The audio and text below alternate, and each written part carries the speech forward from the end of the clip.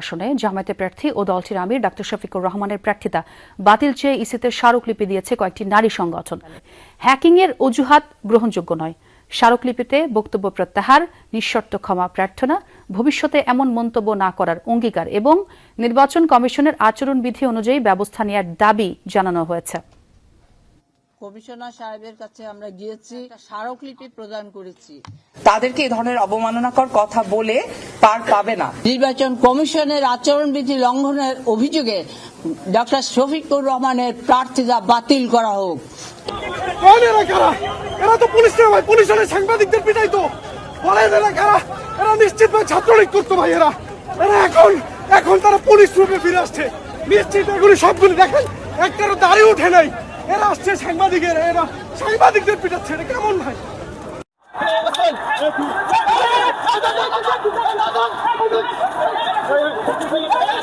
ঢাকার আশুলিয়ায় যৌথ বাহিনীর বিশেষ অভিযানে বিপুল পরিমাণ দেশীয় অস্ত্রসহ সাবেক যুবদল নেতা সহ 3 জনকে আটক করা হয়েছে।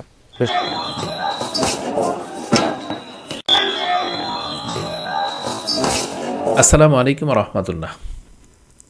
আমিরি জামাত ডাক্তার শফিকুর রহমানের প্রার্থিতা বাতিল এবং আমিরি জামাত ডাক্তার শফিকুর রহমানের নির্বাচনে স্থগিত চেয়ে আজকে যে কাজটি করেছেন, কারা করেছেন, কেন করেছেন, এই বিষয় নিয়ে আজকে তথ্য প্রমাণ এবং আদ্যপান্ত বিষয় নিয়ে আপনাদের সামনে হাজির হচ্ছি। আপনার আজকের আলোচনায় অবশ্যই পুরো ভিডিওটি দেখবেন। দেশে এবং প্রবাসে, কাছে আর দূরে যে যেখান থেকে দেখছেন প্রত্যেককে আমন্ত্রণ জানাচ্ছি, শুভেচ্ছা জানাচ্ছি, মোবারকবাদ জানাচ্ছি।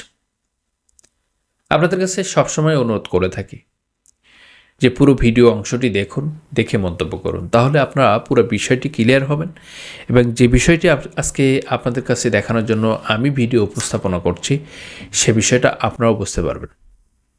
কারণ আমি যদি কনসেপ্টটা আপনাদেরকে ক্লিয়ার না করতে পারি, আর আপনি যদি সামান্যতম কিছু অংশ দেখে আপনি বেরিয়ে যান আর সেইটা নিয়ে মন্তব্য করেন, তাহলে হয়তো বা ভুল হবে। বেশিরভাগ সময় এটা আমরা দেখতে পেয়েছি ভুল হয়ে থাকে। তাই আপনাদের কাছে বিনীত অনুরোধ করব, আপনারা অবশ্যই পুরো ভিডিওটি দেখুন, দেখে মন্তব্য করুন। আমি যে কথাগুলো আপনাদেরকে বলছিলাম, আজকে ভিডিওর শুরু থেকে একটি ভিডিও আপনাদেরকে দেখিয়েছি। নারীবাদীরা নারী মর্যাদা কমিটি নিয়ে আজকে জামাতে আমিরের বিরুদ্ধে সরাসরি নির্বাচন প্রধান কার্যালয় কমিশনে এই অভিযোগ করেছেন। অনেকেই বলছে এটা বিএনপির সাজানো পরিকল্পনা বা পরিকল্পিত একটি ঘটনা। সেটা আমি বলছি না। আমার মন্তব্য হচ্ছে এটা যে একজন প্রার্থীর এক্স হ্যান্ডেল হ্যাক হয়েছে, সেইটাকে কেন্দ্র করে আজকে কয়েকদিন হয়ে গেল, এখন এসে নির্বাচনের প্রার্থিতা বাতিল করতে হচ্ছে, মাত্র 3 দিন বাকি আছে। হিসাব করছেন এক্স হ্যান্ডেল অ্যাকাউন্ট হ্যাক হয়েছে কবে? তারেক রহমান এ নিয়ে বক্তব্য দিয়েছেন, তাদের ছাত্রদল, যুবদল, সকল দল মিলে এর বিরুদ্ধে কথা বলেছেন এবং এই কাজটা করেছেন। কিন্তু তারা প্রমাণ পেয়েছে, আমরা প্রমাণ এসেছে মিডিয়ার মাধ্যমে যে কাজটা করেছে তারা, সেই কাজটা তারা নিয়ে আবার ঢাকঢোল পিটিয়ে ডামাডোল করেছেন, অথচ এখন আর কথা কচ্ছে না। কিন্তু যেটা করেছে, মানহানি মামলা শতভাগ তাদের জন্য প্রয়োজন। এদেশের যদি আমি নাগরিক হয়ে থাকি, গণতন্ত্র যদি আমার প্রাপ্য হয়ে থাকে, আমি একটা মানুষের নাগরিক হিসাবে আমি চাই এবং আমার প্রাপ্য অধিকার সেটা হচ্ছে, আমাকে যত মানহানি করেছেন, আমাকে হেনস্থা করেছেন, আমাকে অপমান করেছেন, অপদস্থ করেছেন, সকল বিষয়ে আমি অথবা আমির জামাত ডাক্তার শফিকুর রহমানের এইটা যে পরিকল্পনা হয়েছেন, এই সকল বিষয়ে তিনি কিন্তু মামলা করতে পারবেন বাংলাদেশের আইন অনুযায়ী। আমি সে বিষয়ে কথা বলছি না। আমি বলছি যারা আজকে অভিযোগ দিয়েছেন, অভিযোগ দায়ের করেছেন, ভালো কথা, তারা হ্যাকের বিষয়টা গুরুত্ব দিচ্ছে না বা এটা অযৌক্তিক বা খোড়া একটা যুক্তি বলে এখানে অভিমান করেছেন। আমার যে প্রশ্ন সেটা হচ্ছে এইটা না, আমির জামাতের এই ঘটনাটা ঘটেছে কবে আর এখন এসে কেন এই প্রাপ্য? অথচ সংঘবদ্ধভাবে নারীকে ধর্ষণ করলো, নারীবাদীরা আজও কথা বলে নাই। 7 বছরের শিশুকেই মাত্র 3 দিন আগে ধর্ষণ করেছেন, নারীবাদীরা সেখানে কথা বলে নাই।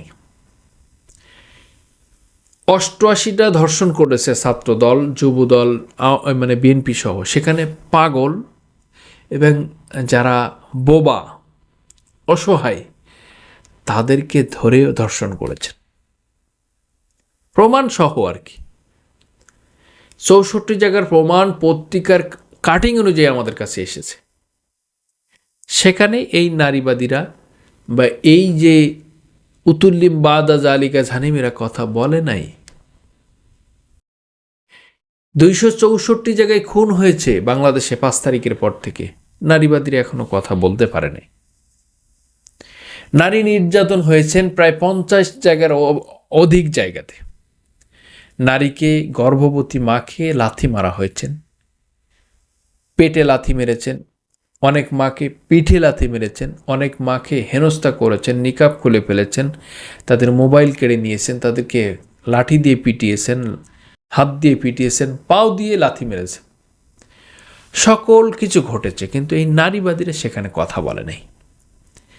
আজকে আমির জামাতের ডাক্তার শফিকুর রহমানের অ্যাকাউন্টে হ্যাক হয়েছে, সেইটা নিয়ে কথা বলছেন। প্রার্থিতা বাতিল, এনাকে নির্বাচনে আসতে দেওয়া যাবে না, নির্বাচন করতে দেওয়া যাবে না, এই বিষয়ে কথা বলেছেন। সমস্যা তো ভাই এখানে না, সমস্যা হচ্ছে ইসলাম। যেখানে ইসলাম মানবতা, ইসলাম শান্তি, কোরআন এবং সুন্নাহর আদলে এই সমাজ পরিবর্তনের জন্য যে চেষ্টা, যে সুদূর প্রসী যে পরিকল্পনা, সেটার ব্যর্থই ঘটানোর জন্য, সেটাকে বাধাগ্রস্ত করার জন্য, সেটাকে বিতর্কিত করার জন্য এই নারীবাদীদের আজকের এই অবস্থা, আজকের এই কর্মসূচি, আজকের এই আয়োজন। আপনি কি বলবেন জানি না।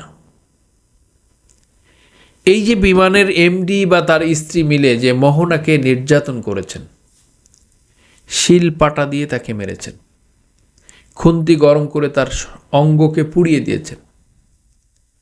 মেয়েটা কি অসহায়ত্ব, সে কথাগুলো বলছে।